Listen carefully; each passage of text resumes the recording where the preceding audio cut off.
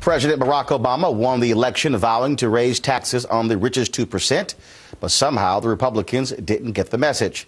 The fighting and posturing goes on in Washington as the country faces the prospect of huge automatic spending cuts and big tax hikes for everyone. At the beginning of 2013, the so-called fiscal cliff. And we'll discuss all of that later, but first, the downright stupid attacks by Republican Senators John McCain of Arizona and Lindsey Graham of South Carolina on UN Ambassador Susan Rice.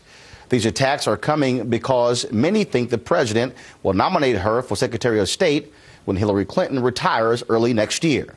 The attacks are on her character, intelligence, and competence in relation to her TV appearances about the attack on our consulate in Benghazi, Libya, in which 4 Americans, including Ambassador Christopher Stevens, were killed. Now, here's what we know. A few days after the attack, Ambassador Rice went on several other Sunday morning news shows and repeated the unclassified talking points given to her by the intelligence community. Turns out the information she was given was wrong, which she has admitted. But even after she met with her Senate accusers this week, each said in lockstep fashion that they are even more, quote, troubled by what they heard from her. So what's going on here? And why does it seem that all the nastiest attacks from the GOP are reserved for administration officials like former Green Jobs czar Van Jones, former White House Secretary, Social Secretary Desiree Rogers, Attorney General Eric Holder, EPA Administrator Lisa Jackson, and now Rice? Anyone see a pattern here? To help us understand just what's going on is retired Army Major General John Hawkins, just returned from the Middle East, who served as a top public affairs officer in Afghanistan and now teaches terrorism and counterterrorism at Trinity Washington University. Dr. Avis Jones DeWeaver, Executive Director of the National Council of Negro Women, and Melanie Campbell, President of the National Council on Black Civic Participation, who are both organizing support for Ambassador Rice among prominent female African-American organizations. Folks, welcome to the show. Thank you. Now, let's first start off with what some of the comments. So we have a mashup here of Graham as well as McCain with their outrageous comments regarding Ambassador Rice. Our UN ambassador conveyed was clearly false. There was overwhelming evidence that it was completely false, and she should have known what the situation circumstances were and not tell the world on all Sunday morning talk shows. I don't trust her. And the reason I don't trust her is because I think she knew better, and if she didn't know better, she shouldn't be the voice of America. I am dead set on making sure we don't promote anybody that was an essential player in the Benghazi debacle. Let's see what happens here, but we will do whatever's necessary to block the nomination that's within our power as far as Susan Rice is concerned. President Barack Obama met with his cabinet this week, and here's what he had to say about his UN ambassador. Susan Rice is extraordinary. Couldn't be prouder of the job that she's done at USUI. Now, here's what I don't understand. Ambassador Rice sits down with the intelligence community. They say, this is what we know. Here's the information. Here's what you read. She reads it. She only knows what she is told by the CIA. If there is a question about what she said, then the question should be laid on the feet of the people that gave her the information to speak about. Well, the bottom line, as far as we're concerned, with the Black Women's Roundtable and over 100 women's organizations, it really has to do with utilizing her as a pawn to continue to be obstructionist to the President of the United States and his agenda.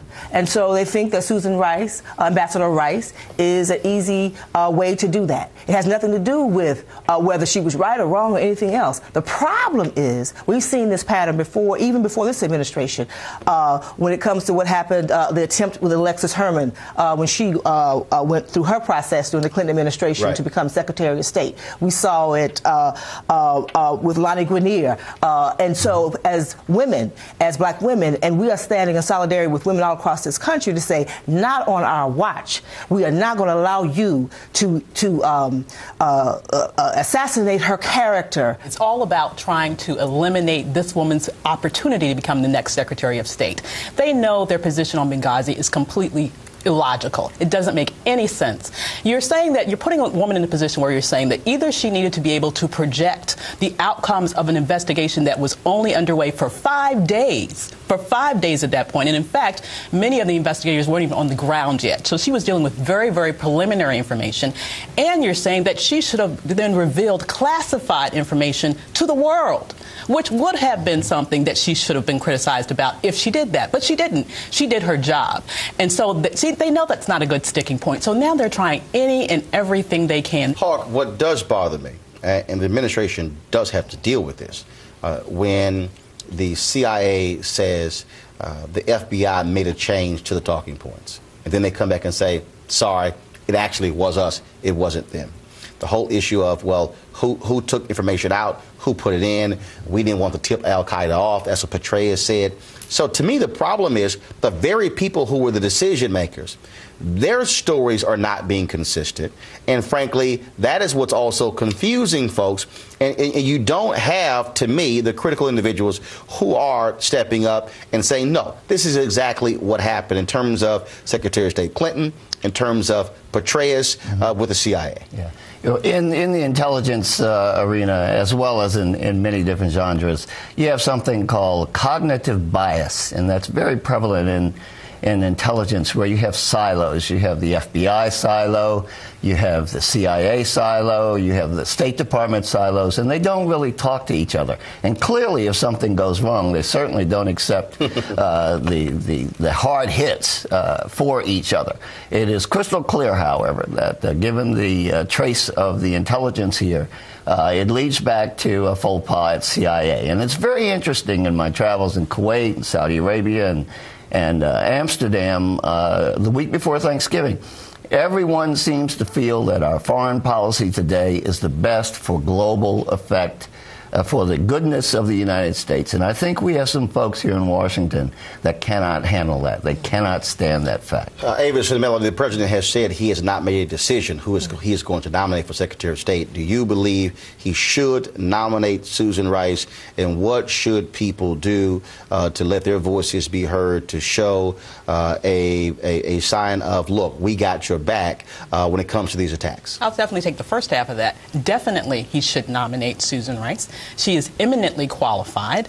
This woman has an amazing public service career. Her academic credentials are absolutely stellar. Stanford University, Oxford University, PhD, the best dissertation in the whole United Kingdom, by the way, and 20 years, as I mentioned, of stellar service, and also, obviously, wonderful service in the UN in her current role. I mean, she was able to really broker what happened with regards to the peaceful, eventually, transition of power. Well, not peaceful, but ultimately the transition of power in Libya. She was the one who was able to negotiate all of those little pawns that had to be deliberated in the UN. She has been outstanding. She deserves this opportunity to get the proper consideration for this position. In terms of what to do, Melanie has really organized some wonderful efforts. Ask people to just sign the petition, stop the partisan Where's attacks. the petition?